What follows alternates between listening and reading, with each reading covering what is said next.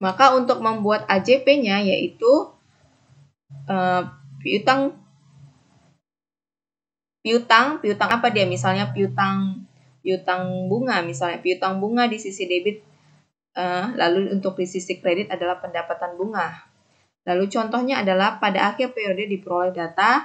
Yang pertama, bunga yang belum diterima sebesar 100.000, sewa yang belum diterima sebesar 1 juta, dan komisi yang belum diterima sebesar 400.000. Maka diminta buatlah AJP-nya. Maka dari transaksi ini kita diminta untuk membuat AJP. Yang pertama adalah piutang bunga sebesar 100.000 dan pendapatan bunga di sisi kredit sebesar 100.000. Lalu yang B, piutang sewa sebesar 1 juta di sisi debit, pendapatan sewa sebesar 1 juta di sisi kredit. Lalu untuk yang C, piutang komisi sebesar 400.000 di sisi debit dan pendapatan komisi sebesar 400.000 di sisi kredit.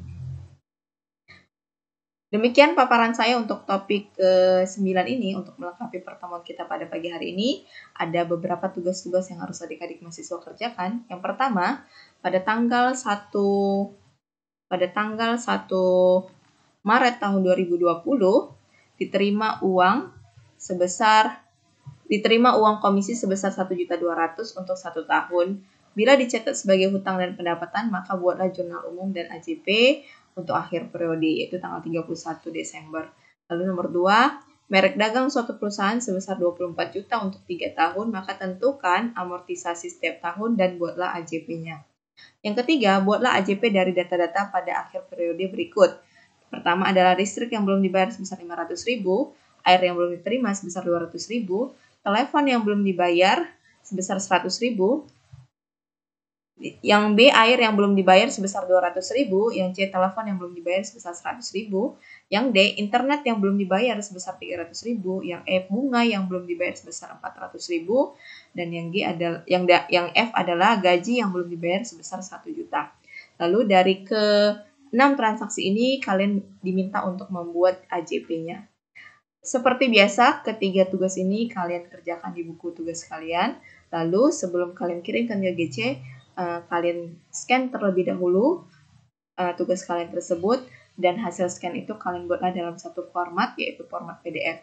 Jadi yang kalian kirimkan nantinya ke GC adalah satu format saja, format PDF, di mana format itu adalah gabungan dari ketiga jawaban dari tugas post-test ini.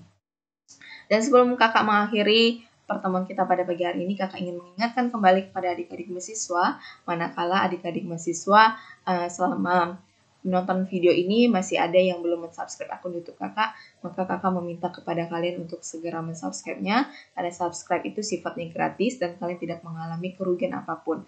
Dan bagi adik-adik mahasiswa yang sudah mensubscribe-nya, kakak ucapkan terima kasih.